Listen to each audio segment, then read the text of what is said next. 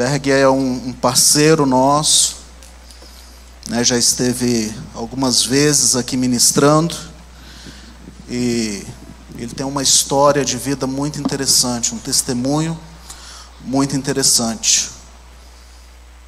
E ele está vivendo um processo, né? Não sei se eu posso falar isso aqui, pode, você me permite?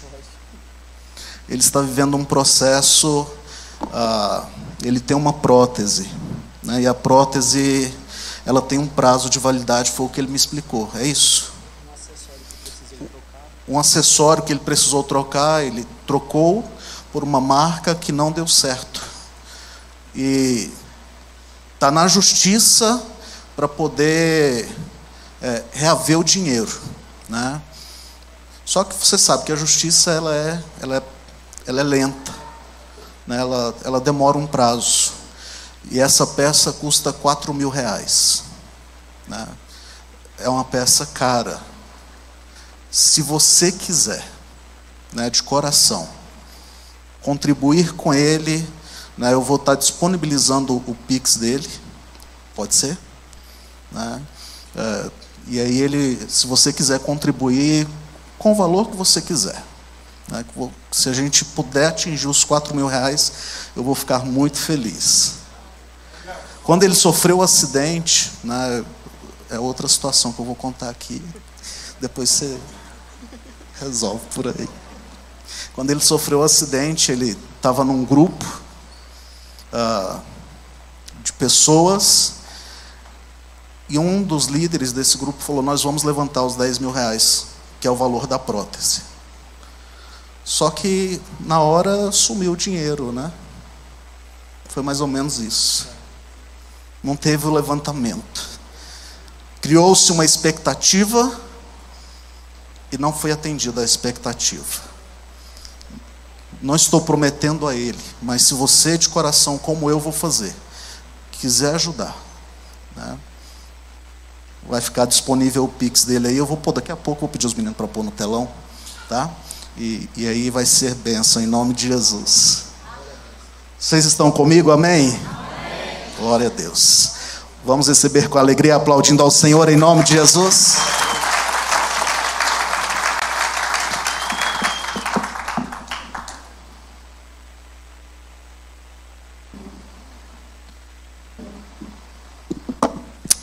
Salve os irmãos com a paz do Senhor, amém? Amém. Aleluias. 11 anos, né? Eu estava falando com o pastor, eu tenho acompanhado vocês aí nesses 2 dias que passaram. Estava lá em casa assistindo, vendo tudo que Deus estava fazendo aqui desde o primeiro dia. Deus, ele tem feito grandes coisas aqui, né? Estou muito feliz mais uma vez de estar aqui. Estive aqui no aniversário de 10 anos, né? E agora estou aqui com vocês mais uma vez no aniversário de 11 anos. É motivo de muita alegria para mim receber esse convite. Me sinto honrado, falei isso para o pastor algumas vezes. Me sinto honrado de estar aqui com vocês. O irmão do som, se puder soltar aquele fundinho lá que o pastor mandou, gentileza. Sabe, querido, a partir do momento que eu recebi esse convite para estar aqui com vocês, tem algo que Deus ministrou fortemente no meu coração sobre viver os sonhos de Deus. São 11 anos, né? E eu tenho plena certeza, eu ouvi pessoas ontem que falaram, eu estava aqui desde o início, há 11 anos atrás, líderes que falaram que estavam aqui desde o início. Eu vejo algumas pessoas que eu já tive a oportunidade de conversar aqui antes, que falaram que estavam aqui também. Eu lembro no aniversário de 10 anos, algumas imagens que foi passada aqui lá do início, eu vejo algumas pessoas aqui hoje. E algo que Deus ministrou muito forte no meu coração é que o Senhor, o pastor Ricardo, hoje está vivendo os sonhos de Deus.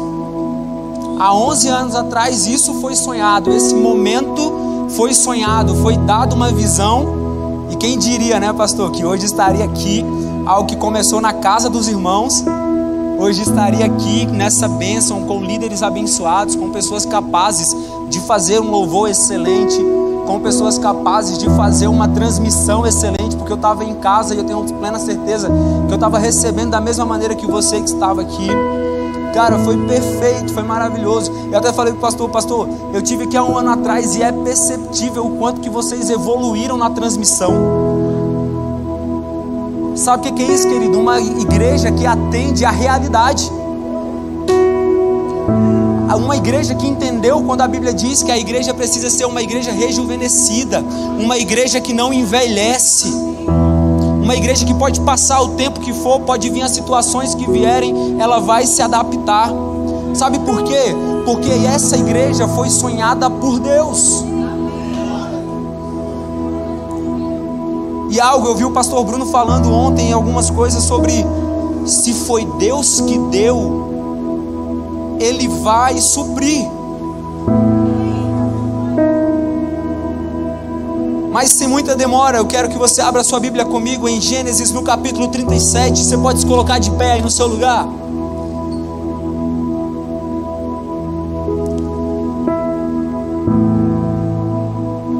Gênesis no capítulo 37, no versículo 5.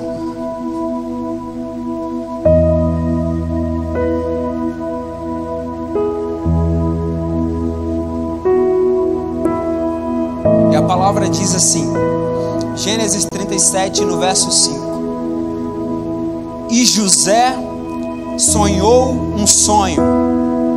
Amém? Pode se assentar.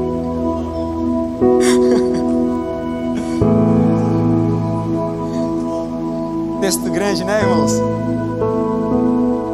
Sabe, querido, é a partir desse texto que Deus ministrou no meu coração sobre viver os sonhos de Deus. Esse texto, embora muito pequeno, é o texto que irá nortear a nossa conversa aqui hoje. A história de José é uma história que faz muito parte da minha vida. A história de José foi uma história que me ensinou a entender muitas coisas que Deus estava querendo fazer na minha vida. A história de José é uma história que no momento em que o dia mau ele chegou para mim, porque o dia mau ele chega para todos nós no momento em que menos esperamos. A história de José foi uma história que me ajudou a entender que todos os que querem viver os sonhos de Deus precisam compreender que estão sujeitos ao processo.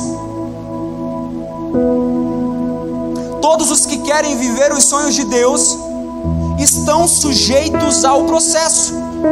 E é partindo desse ponto que eu preciso falar para você nessa noite que existem duas coisas que nos ajudarão a vivermos os sonhos de Deus. A primeira é uma visão, uma promessa. E a segunda é um processo. Repita comigo, uma visão, um processo. Sabe, eu não sei se você já percebeu, mas sempre que recebemos uma visão de Deus, sempre que recebemos uma promessa de Deus acerca daquilo que podemos fazer, acerca daquilo que podemos nos tornar, nunca estaremos preparados para ela. Sempre que recebemos uma visão de Deus acerca do que podemos fazer ou realizar, nunca estaremos preparados para ser ou para fazer. Então, todas as vezes que você recebe uma visão de Deus, você não está preparado para ela, e eu vou te explicar melhor isso aqui. Hoje são 11 anos da história da Igreja de Deus em Vicente Pires, e eu fico imaginando, pastor Ricardo, fico imaginando a liderança que começou contigo. Imagina se Deus te pegasse lá 11 anos atrás e te teletransportasse para hoje, 11 anos depois, sem o Senhor passar por toda a experiência, sem o Senhor passar por toda a preparação, por toda a formação, sem passar por toda a angústia, por toda a dificuldade, os meses difíceis para pagar o aluguel que o pastor Bruno falou ontem. Imagina se Deus te teletransportasse para hoje, cru, sem nenhuma experiência. Você estaria pronto para assumir essa visão? Não, porque o processo ele é necessário. O processo ele prepara. Então, querido, toda vez que Deus ele compartilha uma visão com o homem nunca estará preparado para essa visão ou para essa promessa. E é por isso que é uma visão e não um milagre. Sabe, o milagre é algo que Deus faz na hora, é algo instantâneo, mas a visão é algo que Deus te convida a construir com Ele. milagre Deus vem e faz: seja feito, está resolvido. Lázaro sai para fora, cego enxergue, aleijado ande, mas a visão não. A promessa, Deus te chama a construir, sejam 11, sejam 10, sejam 12 anos, seja o que for, o que importa é que Deus te chama para construir com Ele. E sabe, apesar de que isso seja extremamente óbvio para nós, esse negócio de construir com Ele é algo um tanto quanto complicado, porque construir com Ele tem muito a ver com um processo, tem muito a ver com percorrer um caminho, tem muito a ver com uma jornada. E infelizmente hoje nós fazemos parte de uma geração superficial, uma geração que quer tudo muito rápido, uma geração que quer tudo muito agora, tem que ser instantâneo, tem que ser para hoje, porque se Deus não fizer agora, significa talvez que esse Deus não seja tão bom assim. E quando eu falo isso, eu falo por experiência. Vocês aqui são pais, alguns são pais de adolescentes. Eu sou pai também de adolescente, está ali o meu filho. E eu lembro que uma vez o meu filho tinha uma intenção de ir para uma escolinha de futebol. Eu levei ele o primeiro dia e ele era grandão demais comparado aos outros meninos da mesma idade. Aquilo já chamou a atenção dos demais. Ele começou a jogar e todo mundo ali elogiando e ele se sentindo bem. Segundo dia a mesma coisa. Aí no terceiro dia eu falei: filho, você sabe ir sozinho para lá? Sei, então vai. Aí no terceiro dia começaram a surgir algumas críticas: você está errando nisso, você está errando naquilo. Quando ele chegou em casa, a primeira coisa que ele falou: pai, não quero jogar mais não. Sabe, pai, eu queria ser bom no futebol, eu queria ser bom igual aqueles meninos que faz isso, isso e isso. E eu falava para ele: filho, calma, cara, é um processo. Você vai melhorar aqui, você vai melhorar ali, logo logo você vai aprender a fazer isso aqui que você está com dificuldade. Filho, quando eu jogava, eu tenho que correr assim, posiciona o braço de tal jeito e ir orientando. Mas nós fazemos parte de uma geração que quer ser o Neymar agora, com conta bancária e tudo. Eu estava conversando com minha esposa ontem, eu falei: cara, eu queria um salário do Neymar só um, para ficar tranquilo. Mas a realidade é essa, que nós fazemos parte de uma geração que tem desprezado a visão, porque não querem viver o processo. Fazemos parte de uma geração, e quando eu falo disso, eu não estou falando só para adolescente. Tem gente que está na igreja há 10 anos, que está incapaz de construir com Deus alguma coisa. Tem gente que está há 10 anos, ainda não colocou nem um tijolo na casa. Quando eu falo de casa, estou falando de promessa de Deus, estou falando de propósito, estou falando de objetivos, sonhos que Deus sonhou para você. E por querer tudo muito rápido, a gente vai achando que Deus nem é tão real assim. Sabe, desde quando eu me converti, eu tenho recebido algumas promessas de Deus acerca de coisas que eu estou vivendo hoje. Tenho recebido algumas visões de Deus acerca de coisas que eu ainda vou viver. Mas sabe uma coisa que é interessante? Que eu me lembro que quando eu recebi essas promessas, quando eu recebi essas visões de Deus, eu me coloquei em um lugar onde eu acreditava que era só questão de tempo e tudo iria se cumprir. Não precisava fazer nada. Porque se Deus prometeu, Ele vai cumprir. Foi Deus que me mostrou, os sonhos são os sonhos que Deus sonhou para mim. Eu não preciso fazer nada. Mas eu não compreendia que para viver a promessa de Deus, existem alguns princípios que nós não podemos abrir mão na caminhada. Moisés tinha uma promessa: entrar na terra prometida, a terra que mana leite e mel. Mas por quebrar um dos princípios, Moisés só viu a terra de longe.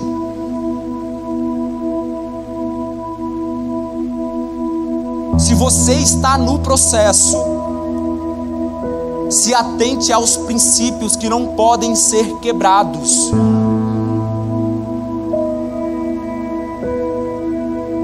Você não pode ferir a moral de Deus no processo. E sabe, quando eu percebi isso, eu entendi algo. Eu entendi que uma visão, ela não depende de tempo para que se manifeste. Uma visão depende do processo. E no processo, não devemos quebrar os princípios. E é vendo isso tudo que eu entendo por que é tão mais fácil ser superficial. Sabe por quê? Porque no processo tem arrependimento e no superficial não tem. No processo tem angústia, tem dor, tem sofrimento, e no superficial não tem. No processo tem o quebrar a cara. No processo tem gente que você acha que é e nem era tanto assim, mas no superficial não tem. No processo tem gente que te engana, no processo tem necessidade, no processo tem esquecimento, e no superficial não tem. E é por isso que é tão mais fácil ser superficial, porque no superficial você vai até onde te convém, mas no processo você vai até onde Deus quer que você vá. São 11, são 10, são 12, são 20 anos. Eu vou porque Deus está construindo comigo.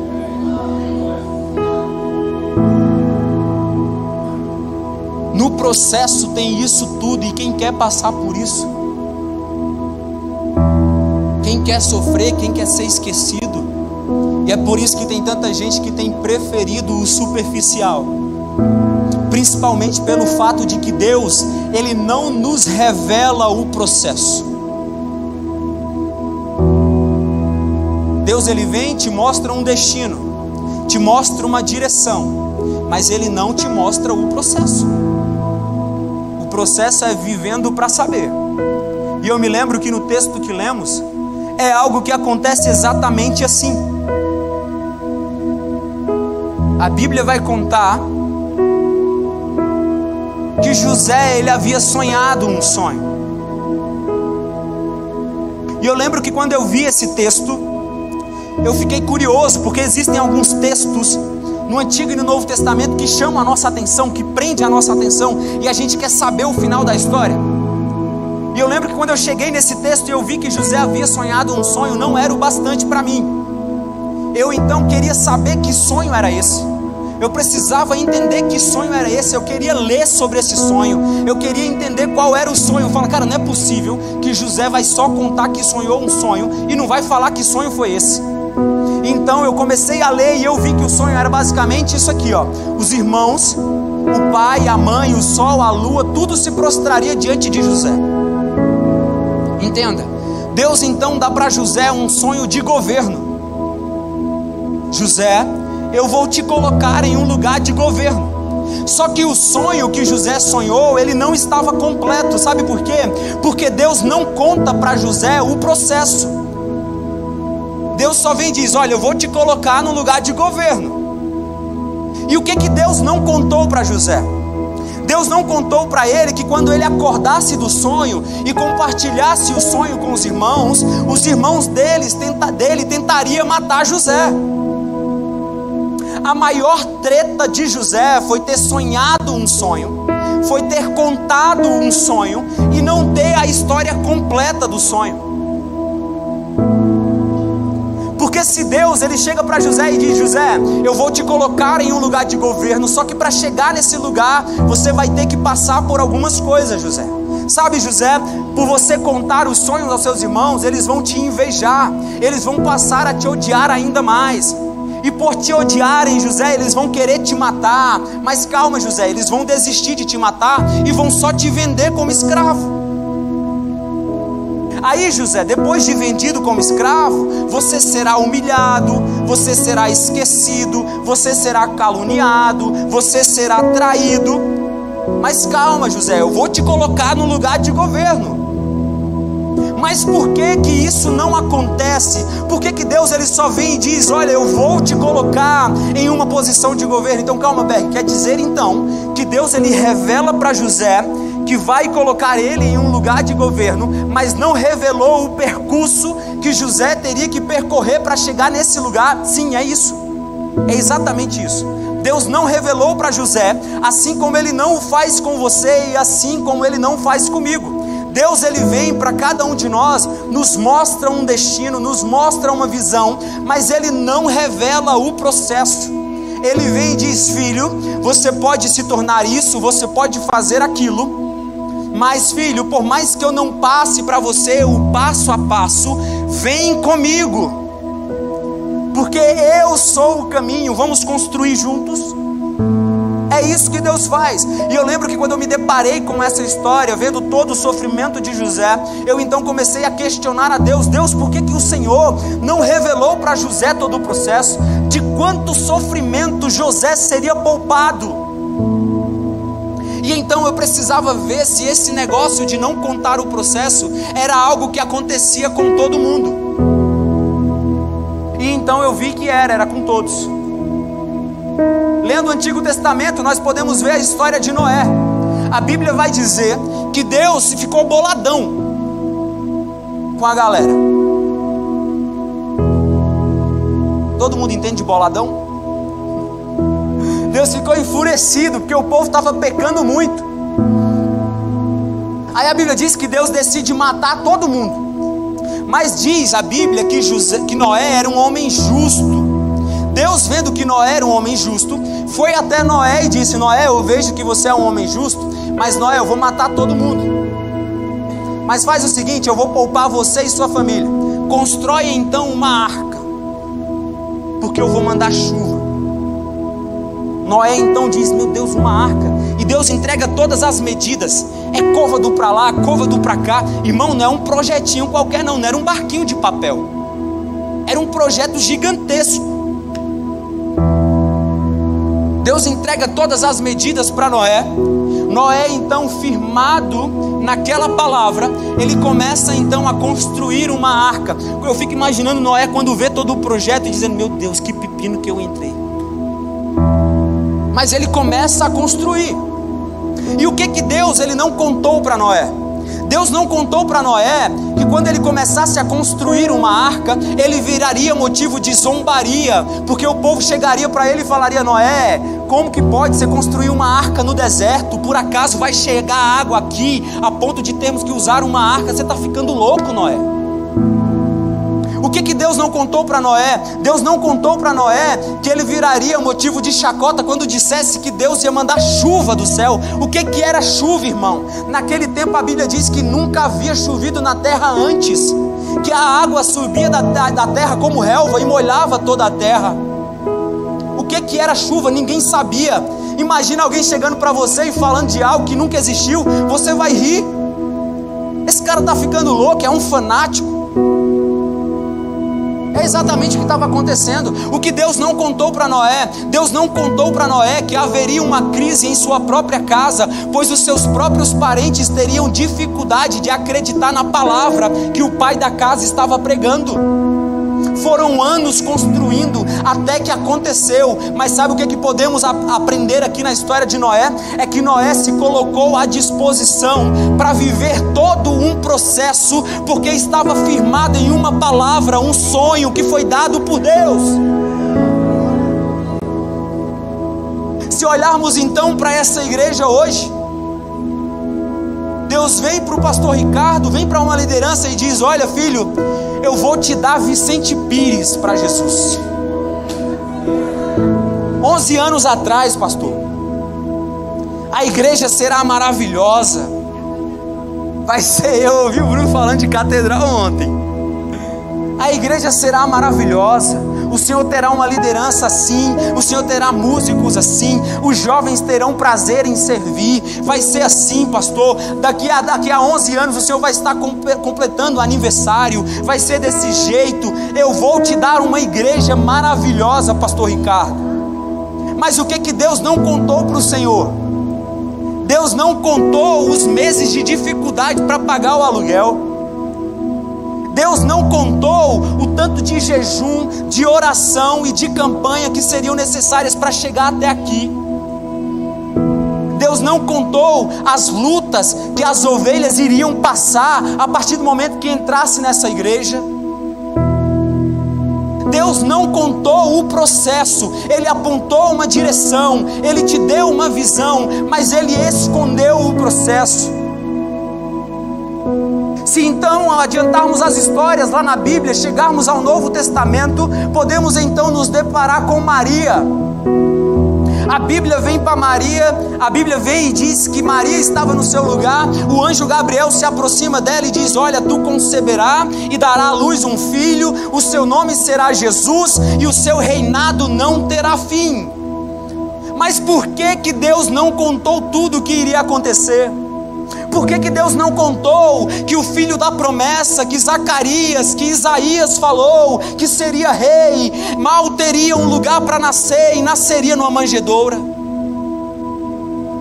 Por que Deus não contou que após aquela notícia onde os 3 reis magos iriam chamar a atenção de Herodes, e Herodes iria mandar matar todas as crianças de até 2 anos?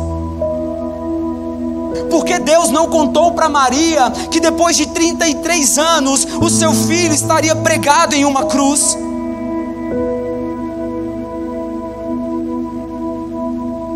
Por que Deus não conta essas coisas? Por que Deus nos esconde essas coisas? E foi depois de tanto questionamento que eu entendi algo, que na nossa vida existem algumas fases. Existe a fase da promessa, aonde a visão é dada, mas existe também a fase onde você vive a promessa, onde você vive aquilo que foi dado a você. Mas entenda algo, que entre a visão e a realização existe um caminho que nós chamamos de processo, e nós não podemos abrir mão desse caminho se queremos viver as promessas de Deus. E eu preciso dizer algo para você nessa noite, que quanto mais extraordinário for o destino, mais duro será o processo. Eu não vim aqui hoje para dizer para você que vai ser fácil, que vai ser tranquilo você conquistar algo. Eu não vim aqui dizer para você que pode ficar tranquilo, não precisa fazer nada, que a promessa vai acontecer. Eu vim dizer para você hoje que vai ser duro sim, vai ser difícil sim, mas Deus está construindo com você. Não é sobre ser fácil ou sobre ser difícil, é sobre ter Deus na caminhada. Então, querido, entenda que algo que nós precisamos imaginar aqui é que quando a promessa vier sobre nós, por mais que Deus ele não nos dê o passo a passo, vai ter problemas. Porque nós precisamos entender, cara, não tem como sair daqui e chegar até aqui sem percorrer um caminho. Vai ter problema. E às vezes é nesse caminho que às vezes a gente tem um mau hábito. Quando olhamos alguém acontecendo no seu propósito, a gente às vezes tem um mau hábito de olhar e dizer: olha lá, surgiu do nada. Quem é esse, hein? Surgiu do nada, olha lá. Apareceu do nada, gente. Tem gente que olha hoje, pastor, para os 11 anos e diz: pastorear Vicente Pires é fácil demais, é lindo. A igreja toda prontinha dessa, tem membresia, uma estrutura incrível. É lindo, é fácil ser pastor naquela igreja. Por isso que o pastor Ricardo está vivendo assim, por isso que o pastor Ricardo está vivendo assado, porque a igreja de Deus em Vicente Pires é fácil de pastorear, é fácil demais ser pastor ali. E sabe o que a gente não vê quando fala isso? A gente não vê os dias de angústia, de dor, de sofrimento. A gente não vê o joelho no chão que foi colocado lá atrás para chegar até aqui. Tem gente que até vê e diz: eu quero ser pastor lá também, mas não entende que para chegar até aqui tem uma história que não foi contada. Para chegar aqui tem uma história que não é fácil de ver, que não é fácil de perceber. Tem um processo. A gente vive um tempo em que pessoas sem sentido estão tentando atrapalhar o sentido da vida dos outros. E nós precisamos entender que existe uma batalha para cada um de nós. E sabe qual é a nossa maior batalha, querido? Colocar o joelho no chão e dizer: Deus, o que o Senhor quer comigo? Deus, quais são os sonhos que o Senhor sonhou para mim? Deus, me diz aí, aonde o Senhor quer que eu vá? O que o Senhor quer que eu faça? E sabe por que isso é importante? Porque quando eu descubro o porquê que eu nasci, quando eu descubro o que Deus quer comigo, a minha perspectiva sobre o mundo, ela se altera. Porque isso dá sentido à vida. Isso nos dá um propósito, uma direção. E então a gente começa a viver os nossos sonhos e paramos de tentar viver os sonhos dos outros. É tipo numa pescaria, sabe? Quem aqui já pescou? Eu já pesquei algumas vezes. E sabe uma coisa engraçada, pastor? Que toda vez que eu fui pescar aconteceu uma coisa semelhante. Eu estava lá no rio, colocava a isca na minha varinha ali, no anzol, ajustava a vara e jogava no rio. Ficava lá, ó, sentia algumas coisas fisgando, dava um puxão, quando via era só as piabinhas que tinha comido a isca. Puxava, não tinha nada. Colocava a isca de novo, jogava lá e ficava esperando. Aí chegava um abençoado, do meu lado assim, pastor, uns 4 passos para a direita, botava a isca, jogava no rio, 2 minutos, puxou, era um peixe. E eu aqui, olha lá, é ali que tem peixe, eu vou para lá. Aí eu ia, colocava a isca de novo, ia para o lado do cara. Às vezes o cara ficava tão incomodado que eu estava grudado com ele, voltava lá para o lugar que eu estava, e eu lá não pegava nada, o cara jogava e pegava de novo. Eu falei: Deus, dá uma ordem aqui também, né? E sabe o que é engraçado? Que apesar disso ser muito bobo, é assim com a nossa vida também. Sabe por quê? Porque enquanto não descobrimos o nosso propósito, a gente está tentando o tempo inteiro fazer o que está dando certo para alguém. Tem gente que desistiu da faculdade porque viu que o fulano está ganhando dinheiro com aposta. É mais fácil, é superficial, né? Contrata até o robozinho. E Deus sonhou para a pessoa medicina. Deus sonhou para a pessoa direito. Deus sonhou vai ser polícia. E o cara, que polícia o quê? Eu vou fazer aposta esportiva, agora eu sou trader. Sabe por quê? Porque não descobriu o propósito e está tentando viver o que está dando certo para alguém. E depois vai perceber, é por isso que a gente muitas vezes escuta dos nossos pais: ah, se eu tivesse feito isso, se eu tivesse feito aquilo, se eu tivesse continuado aqui, eu já teria terminado o meu curso, eu já estaria trabalhando na minha área. Sabe, querido, precisamos urgentemente entender o nosso propósito. Precisamos urgentemente entender os sonhos que Deus sonhou para nós. Porque quando descobrimos o que o Senhor tem conosco, pode vir o processo que pode nos causar dor, pode vir o tempo que for de preparação, pode vir o tempo de transformação, que a gente vai continuar firme, porque a gente entendeu o nosso propósito, a gente entendeu a nossa missão, e a gente não desvia, porque sabe que por mais que seja difícil, Deus está conosco. Sabe, querida, nesse caminho que chamamos de processo, em que muita gente fica para trás, é nesse caminho que muita gente esquece, desiste da promessa. É nesse caminho que muita gente esmurece, mas a promessa é linda, uau, é de governo. O sol, a lua, todo mundo vai se prostrar diante de mim, mas o caminho, ele é dolorido. E às vezes é nesse caminho, nesse processo doloroso, que surgem alguns questionamentos. Questionamentos como: será que vai valer a pena todo esse esforço?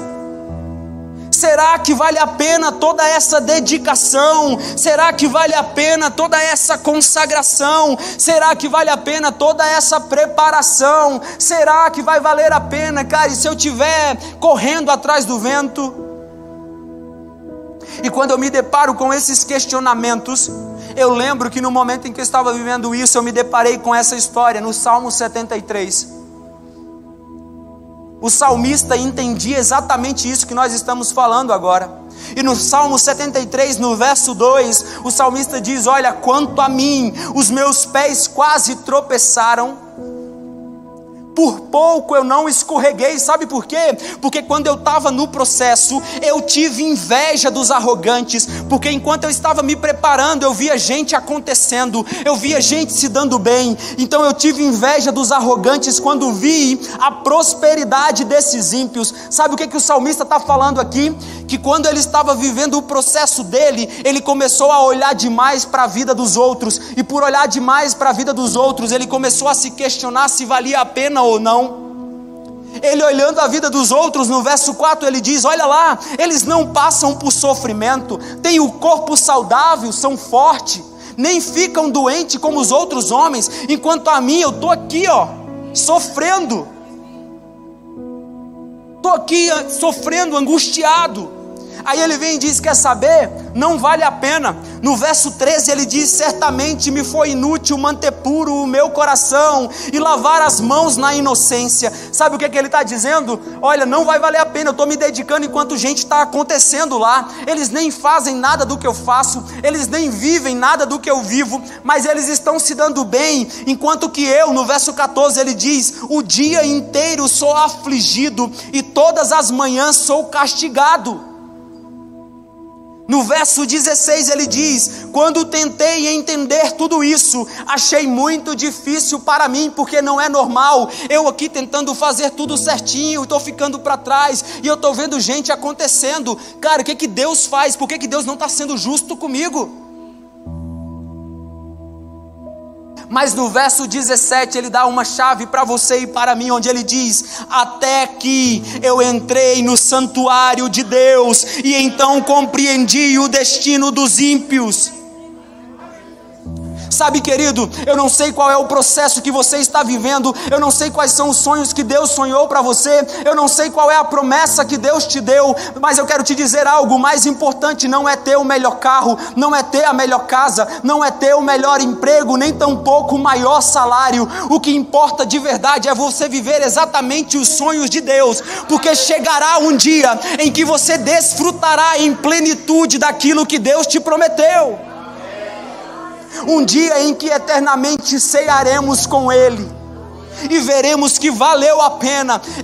Eu fico imaginando o salmista no final, aqui no verso 28, é como se ele dissesse: cara, eu olhei demais para a vida dos outros, mas quando eu entendi que valia a pena, eu passei a olhar só para a minha vida, olhar só para os meus sonhos. Sabe por quê? Porque para mim bom é estar perto de Deus.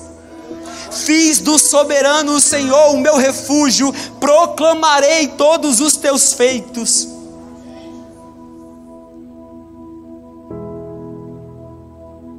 Aleluia.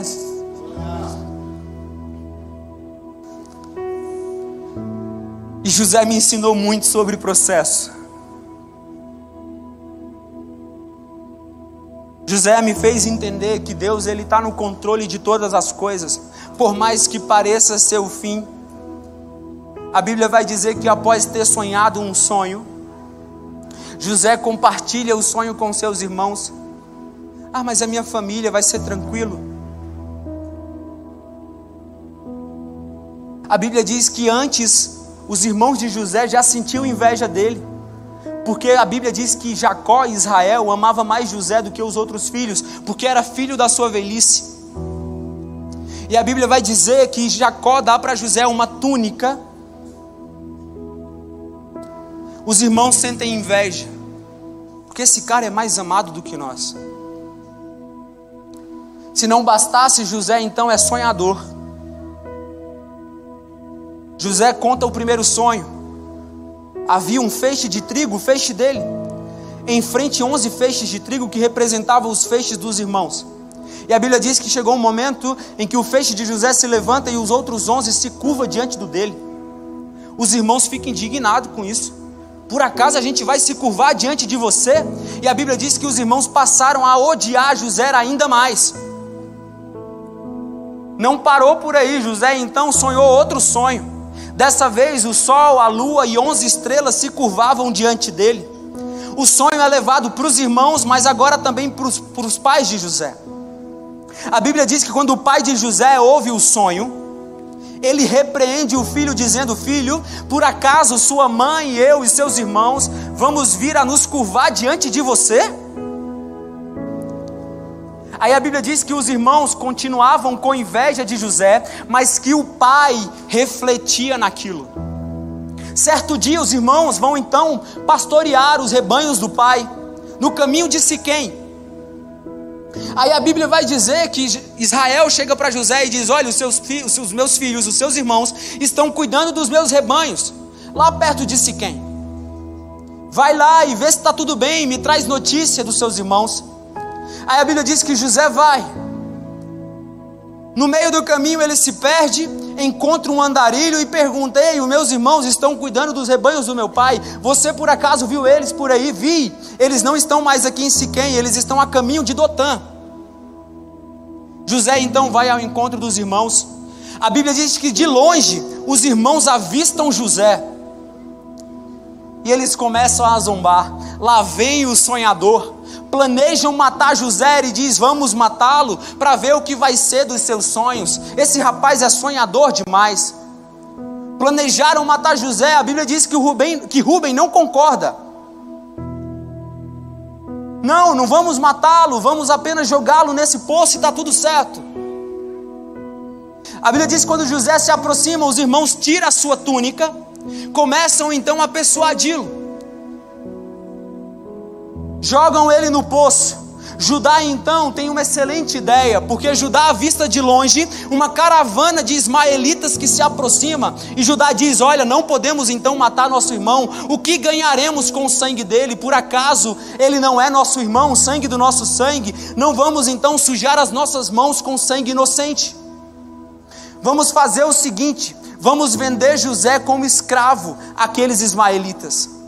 Os irmãos então concordam com a ideia, vendem José. Rubem, quando retorna, vê que ele não está lá, fica triste, rasga suas vestes, pergunta onde está o garoto, mas já não pode mais voltar atrás. Eles pegam a túnica, matam um bode, sujam de sangue e dizem: vamos falar para o nosso pai que ele morreu por causa de um animal selvagem.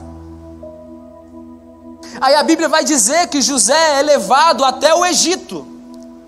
E nesse meio tempo, chegando no Egito, a Bíblia diz que José é vendido a Potifar. E quem é Potifar? Potifar é chefe da guarda do faraó. Ele é capitão da guarda do faraó. E a Bíblia diz que chegando lá, José vendido para Potifar, a Bíblia diz no verso 2 do capítulo 39, o Senhor estava com José, de modo que esse prosperou e passou a morar na casa do seu senhor egípcio. E não contente com isso, a Bíblia diz que Potifar via que o Deus de José estava com ele e que o fazia prosperar em tudo que ele realizava. Então ele diz: olha José, vamos fazer o seguinte, eu vejo que você é bem sucedido, a partir de agora você administra toda a minha casa e todas as minhas riquezas. José, que outrora vendido como escravo, agora administrava a riqueza dos ricos. Só que a Bíblia vai dizer que José tinha boa aparência, era atraente, e a mulher do Potifar se interessa por ele. Ela então faz um convite: José, deite-se comigo. E ele diz: não posso, mulher, o meu senhor confiou a mim todos os bens dessa casa, eu posso falar tudo aqui nessa casa, porque nessa casa ninguém está acima de mim, apenas o meu senhor. E ele diz que eu posso fazer o que eu quiser, menos tocar na senhora. Por acaso eu poderia fazer algo tão perverso e pecar contra Deus? Mas a Bíblia diz que dia a dia, dia após dia, ela fazia, ela insistia, e José fugia. Mas chegou um certo dia que todos os empregados haviam saído da casa. José estava sozinho com a mulher de Potifar. Ela então mais uma vez insiste: ei, deite-se comigo. E ele: não, eu não quero, e fugiu. Só que José não percebeu que havia deixado com ela o seu manto. Aquela mulher então percebe que tem em suas mãos o manto de José. Quando ela viu que foi desprezada mais uma vez, a Bíblia diz que ela começou a gritar dentro da casa de Potifar, chamando o seu marido, gritando para que os soldados escutassem. E ela dizia: ei, alguém me ajuda, alguém socorre aqui, porque tentaram me violentar. Potifar chegou surpreso, preocupado. O que aconteceu? Ela diz: aquele servo que tu fez morar em nossa casa tentou me violentar. Potifar ficou furioso e imediatamente mandou prender José na prisão onde estavam postos os prisioneiros do rei. José então fica na prisão, mas até na prisão, no verso 21, no capítulo 39, mas o Senhor estava com ele e o tratou com bondade, concedendo-lhe a simpatia do carcereiro. E por conceder a simpatia do carcereiro, a Bíblia vai dizer que o carcereiro coloca José administrando a prisão, porque o carcereiro sabia que tudo que José fazia era bem sucedido, porque o Senhor de José estava com ele. A Bíblia diz que de nada o carcereiro se preocupava, porque um estrangeiro era bem sucedido no que fazia. É como se Deus estivesse falando para José aqui, sabe o que? É como se Deus estivesse falando: olha José, eu vou te colocar em uma posição de governo, mas para chegar lá, você precisa administrar as riquezas, mas também saber administrar a pobreza. Você precisa administrar os que têm condições, mas você também precisa saber administrar os que estão presos, os que estão sendo esquecidos, os que estão sendo caluniados. Você precisa aprender a administrar em ambas as situações, José. E então a Bíblia vai dizer que um certo dia houve então uma desavença no palácio. O copeiro e o padeiro ofenderam o rei do Egito. Faraó ficou enfurecido e mandou prender todos, tanto o copeiro, o padeiro, o chefe dos padeiros e o chefe dos copeiros. A Bíblia diz que um certo dia o chefe dos copeiros e o chefe dos padeiros sonharam sonhos. 2 sonhos com interpretações diferentes. Estavam aflitos porque não tinha quem interpretasse. E a Bíblia diz que José então, por servir naquela prisão aonde foram postos os chefes do copeiro e do padeiro, quando chegou para servir, viu que eles estavam tristes e perguntou: o que aconteceu? Por que vocês estão aflitos? E eles responderam: é porque nessa noite nós sonhamos 2 sonhos diferentes e não tem quem interprete. E José então diz: por acaso as interpretações não são de Deus? Contem-me os sonhos. E a Bíblia diz que ambos contaram o sonho para José. José então interpreta. Ao chefe dos padeiros, José diz: olha, a interpretação do seu sonho é o seguinte: em 3 dias você será morto, decapitado e pendurado. Para o chefe dos copeiros, José diz: olha, em 3 dias o seu trabalho vai ser restituído. Você vai voltar a chefiar os copeiros. Você vai estar lá com a taça para entregar para o faraó. E José complementa: faz o seguinte, lembra-te de mim quando você estiver tudo bem. Quando você estiver diante do faraó, lembra-se de mim. Fala para ele o que eu fiz aqui. Conta para ele, me tira desse lugar, por favor. Eu nada fiz para estar aqui. Eu fui trazido forçado para essa terra. Eu fui trazido forçado. Foram os meus irmãos que me venderam de maneira injusta. Eu não merecia estar aqui, eu não fiz nada. Me tira desse lugar. Fala para o faraó sobre mim, me tira daqui. Só que a Bíblia diz que não foi assim que aconteceu. 3 dias aconteceu exatamente como José havia previsto. O chefe dos padeiros foi morto, decapitado e pendurado. O chefe dos copeiros recebeu de volta a sua função. Só que ele não se lembrou de José. No verso 23, no capítulo 40 diz: porém, ele não se lembrou de José, ao contrário, esqueceu-se dele. no processo tem esquecimento. Existem momentos, etapas no processo que você vai ficar, cara, ninguém me vê, ninguém me nota, eu estou fazendo tudo certinho, estou sendo bem sucedido em tudo que eu faço, e ninguém está me vendo aqui.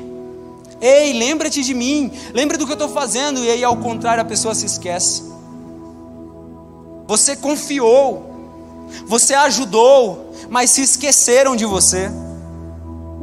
Esqueceu por quanto tempo, Berg? 2 dias? 1 semana?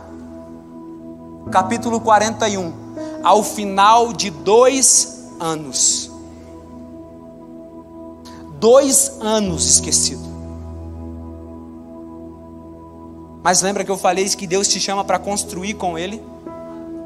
Pode passar o tempo que for, querido. Deus sabe exatamente o tempo necessário para te preparar para viver a promessa dEle. Porque quando Deus te colocar na realidade da promessa, você vai poder dizer, eu estou pronto. Eu posso até ser esquecido. Até esqueceram de mim no processo. Me caluniaram, mas agora eu estou pronto. Pronto para pastorear uma igreja 11 anos depois. Pronto para viver aquilo que Deus me chamou para viver. E a Bíblia diz que o faraó então sonhou um sonho. Chamou gente de tudo quanto é lugar e ninguém conseguia interpretar. Aí a Bíblia vai dizer que existia ali com eles o chefe dos copeiros. Então o chefe dos copeiros, no verso 9 do capítulo 41, disse: hoje me lembro de minhas faltas. Certa vez o faraó ficou irado com 2 dos seus servos e mandou prender-me junto com o chefe dos padeiros na casa do capitão da guarda. Lá dentro a gente sonhou 2 sonhos. Havia ali um homem estrangeiro que interpretou o nosso sonho. Nós ficamos angustiados porque ninguém conseguia interpretar, mas havia ali um homem que pôde interpretar. Ele então fala de José para o faraó, e o faraó então diz, faz o seguinte, manda chamar esse homem, porque o chefe dos copeiros alegou ao faraó dizendo, aconteceu exatamente como ele havia interpretado. Então chama esse homem para cá, eu preciso conversar com ele, eu preciso falar para ele desse sonho que está me atormentando. E a Bíblia vai dizer no verso 14, o faraó mandou chamar José, que foi trazido depressa do calabouço. Foi direto correndo? Não. Depois de se barbear e trocar de roupa, apresentou-se ao faraó. Calma aí, Berg, quer dizer então que José está prestes a viver a promessa e ele não sai correndo desesperado para viver a promessa? Ele ainda tem tempo para se barbear e trocar de roupa? Mais de 2 anos na prisão, ele ainda tem tempo de trocar de roupa e de se barbear? Sim, querido. Sabe por quê? Porque José entendia que a barba e aquelas vestes fazia parte de um passado, fazia parte de um processo, e que agora para algo novo, vestes novas seriam necessárias, uma barba nova precisava ser feita. Sabe, tem muita gente que ainda não está vivendo a promessa de Deus, porque ainda estão carregando consigo as barbas do passado. Tem gente que está incapaz de trocar de roupa, está vivendo sempre a mesma coisa, murmurando sempre na mesma história, estão aí ficando para trás.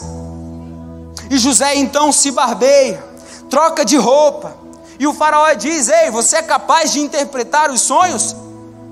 Ele diz, isso não depende de mim, mas Deus dará ao faraó uma resposta favorável.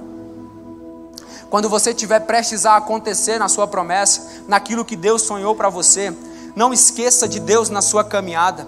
Faça como Provérbios no capítulo 3, no verso 5. Reconheça o Senhor em todos os seus caminhos, porque Ele endireitará a tua vereda. Não se apoie no seu próprio entendimento. Reconheça o Senhor em todos os seus caminhos.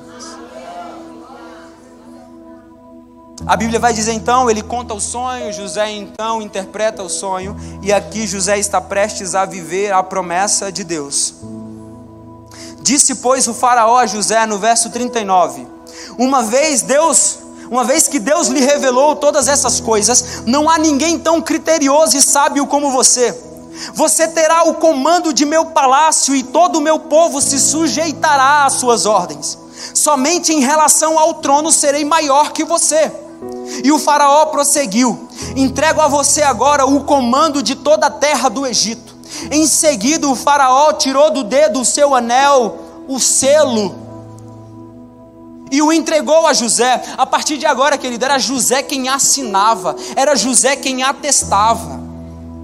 Mandou então José vestir linho fino e colocou uma corrente de ouro em seu pescoço. Também o fez subir em sua segunda carruagem real, e à frente os arautos iam gritando: abram caminho. Assim José foi posto no comando de toda a terra do Egito. Disse ainda o faraó a José: eu sou o faraó, mas sem a sua palavra ninguém poderá levantar a mão nem o pé em todo o Egito. O faraó deu a José o nome de Zafenate-Paneia e lhe deu por mulher Azenate, filha de Potífera, sacerdote de On. Depois José foi inspecionar toda a terra do Egito. Calma então, José tem todo o poder, está governando o Egito. É o momento certo então para José se vingar dos irmãos? José agora pode dar só uma ordem e todos morreriam. Só que não. A chave dessa mensagem está justamente aqui, no verso 51 do capítulo 41. É algo que Deus ministrou tremendamente no meu coração. A Bíblia vai dizer que antes de 2 anos de fome, a mulher de José deu a ele 2 filhos. E ao primeiro, José deu o nome de Manassés. Manassés significa: Deus me fez esquecer de todo o sofrimento da casa do meu pai. Sabe o que José está falando? Deus me fez esquecer o processo.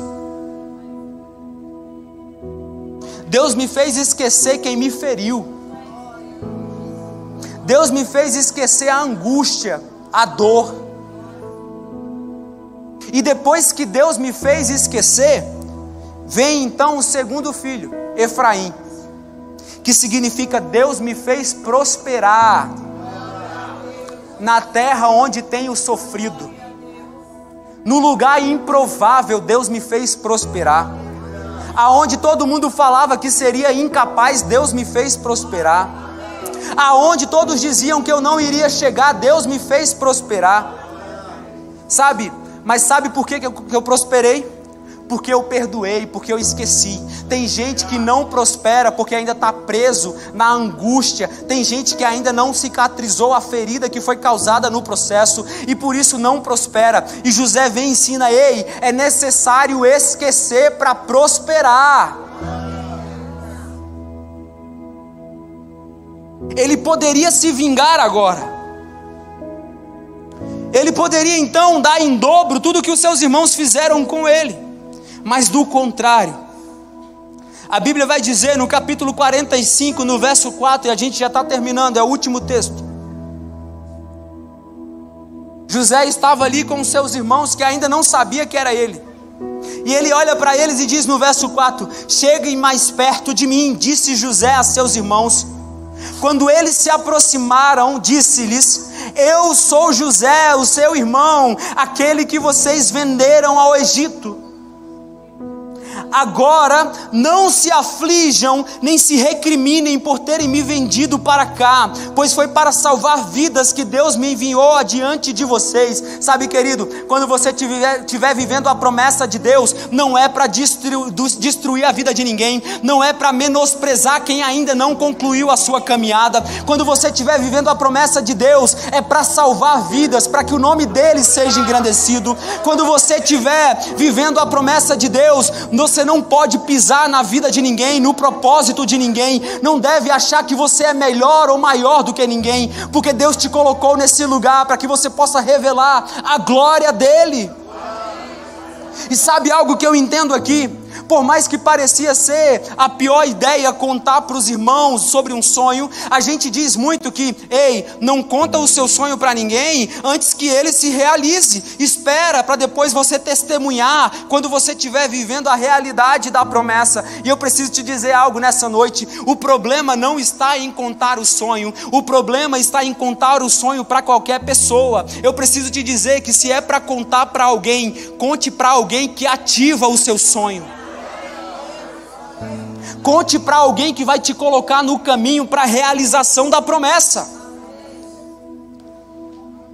No verso 6, já houve 2 anos de fome na terra, e nos próximos 5 anos não haverá cultivo nem colheita, mas Deus me enviou à frente de vocês para lhes preservar um remanescente nessa terra, e para salvar-lhes a vida com grande livramento. Assim, não foram vocês que me mandaram para cá, mas sim o próprio Deus. Ele me tornou ministro do faraó, e me fez administrador de todo o palácio, e governador de todo o Egito. Voltem depressa até o meu pai e digam-lhe: assim diz o seu filho José, Deus me fez senhor de todo o Egito. Vem para cá, não te demores, tu viverás na região de Gozém e ficarás perto de mim, tu, os teus filhos, os teus netos, as tuas ovelhas, os teus bois e todos os teus bens. Eu te sustentarei ali, porque ainda haverá 5 anos de fome. Do contrário, tu, a tua família e todos os teus rebanhos acabarão na miséria. E aos irmãos ele diz: vocês estão vendo com seus próprios olhos, e meu irmão Benjamim também, que realmente sou o que estou falando com vocês. Contem ao meu pai quanta honra me prestam no Egito, e tudo que vocês mesmos testemunharam, e tragam meu pai para cá depressa. Então ele se lançou chorando sobre o seu irmão Benjamim e o abraçou, e Benjamim também o abraçou chorando. Em seguida beijou todos os seus irmãos e chorou com eles, e só depois os seus irmãos conseguiram conversar com ele. Tem gente que não pode conquistar uma coisinha que já está humilhando os outros. Eu lembro uma história muito engraçada. Quando eu era menor aprendiz, às vezes eu saía do trabalho 1h da tarde, e eu só ia almoçar em casa. Tomava café de manhã e ia para o trabalho. E aí eu lembro que voltando para casa, às vezes morrendo de fome, quando dá fome começa a vir um mau hálito, né? Você vai ficando com um mau hálito, com uma fome danada, que uma aguinha já resolveria muita coisa. E aí eu dentro do ônibus, pastor, entrava aqueles homens vendendo balinha e paçoca. É 5 por R$1. E eu falava: ô meu, eu só queria uma balinha dessa para tirar esse mau hálito aqui. Para ir enganando a barriga, uma paçoca dessa então, hein? Uma pipoquinha. Às vezes eu estava numa vontade tão grande, para piorar as coisas, o cara que estava do lado comprava. E eu ficava: me oferece uma. Pô, esse cara tem que ser muito, muito educado, né, velho? Eu queria muito que aquela pessoa que estivesse do meu lado ali fosse muito educada e falasse: aceita, eu quero, por favor. Eu ia falar: não, mas não. É porque eu sou do Nordeste. No Nordeste a gente gosta de pedir muita coisa, né? No Nordeste a gente é o tipo de pessoa que quando você coloca a mão do bolso, a gente já fala: me dê um. A gente nem espera terminar a história. Às vezes o cara traz o papel com o número do telefone e você fala: me dá esse número para eu ligar também. E eu ficava: rapaz, esse cara tem que me oferecer uma balinha dessa aí. E o cara não oferecia. Eu ia para casa e nem falava oi pro camarada do lado, porque senão ele ia sentir o cheiro. Aí no outro dia, era eu que tinha o dinheiro. E eu falava: tomara que aquele moço da balinha entre no ônibus hoje. Entra, próxima parada. Quando eu vi o cara abrindo a porta do meio, ninguém descia, o cara entrava. Eu falava: é hoje, me dê logo 5 paçoca, 10 house. Vou gastar meu salário todinho, me dê logo essa bandejinha pra cá. Será que eu oferecia para quem estava do lado? É meu. É a realização da promessa. Não oferecia não.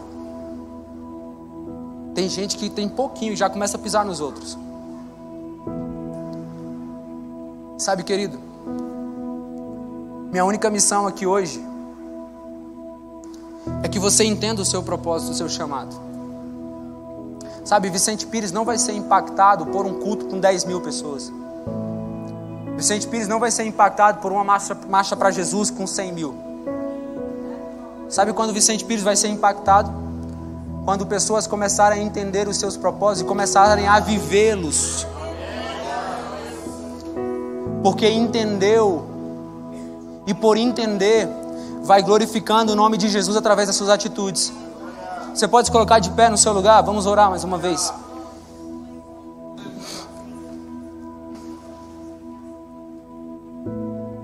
Feche seus olhos aí no seu lugar.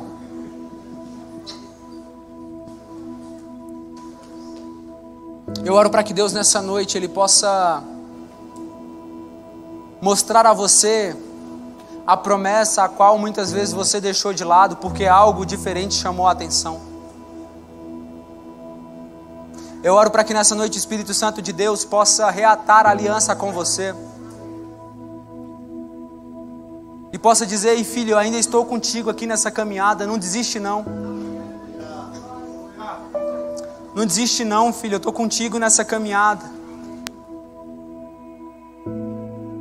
Você pode orar, você pode começar a falar com Deus aí no seu lugar. Sabe, eu não sei qual é a promessa que Deus te fez, eu não sei qual é o processo que você está vivendo, mas eu quero te encorajar nessa noite a não desistir, eu quero te encorajar nessa noite a permanecer firme nessa caminhada, porque o Senhor está construindo um caminho extraordinário com você. Ai, Espírito Santo de Deus, tem tanta coisa que o Senhor não me contou nessa caminhada, nesse processo que eu estou vivendo. Jamais eu imaginaria que seria tão difícil chegar até tal lugar, papai. Quantas vezes estou sendo afligido, estou sendo caluniado, Jesus. Muitas pessoas dizendo que eu não vou conseguir chegar a algum lugar. Tantas pessoas que não acreditam em mim. Até as pessoas que dizem ser meus amigos, elas estão contra mim agora. Às vezes até os meus próprios parentes, eles dizem que eu não vou conquistar, assim como foi com José, assim como foi com Noé. Mas papai, me ajuda a confiar em Ti nessa noite. Me ajuda a entender que o Senhor está comigo nessa caminhada e não me desamparou. Sabe, papai, por ser tão difícil, às vezes eu te esqueci na caminhada, mas nessa noite eu quero voltar, papai. Eu quero voltar para os Teus planos, eu quero voltar para os Teus sonhos, eu quero viver aquilo que o Senhor me chamou para viver. Papai, eu te peço em nome de Jesus, que o Senhor me ajude a confiar agora, por mais que tudo em volta diga que não, por mais que outras pessoas estejam acontecendo, me ajuda a confiar somente em Ti.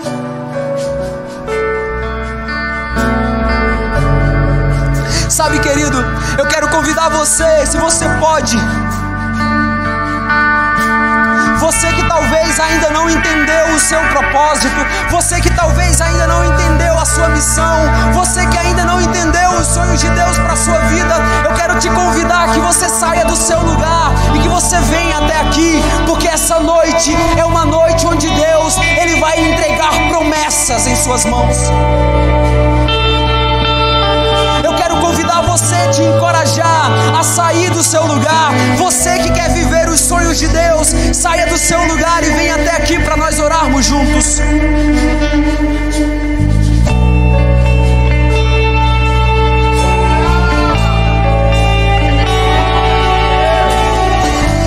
Talvez ainda não está tão claro para você. Talvez você ainda não compreendeu, mas essa noite é uma noite de promessa. Deus está estabelecendo sonhos nessa noite. Deus está devolvendo sonhos nessa noite. Então saia do seu lugar, seja ousado e venha até aqui nessa noite. Eu quero chamar então os obreiros, eu quero chamar os pastores. Venha, comecem a orar por essas pessoas, comecem a profetizar.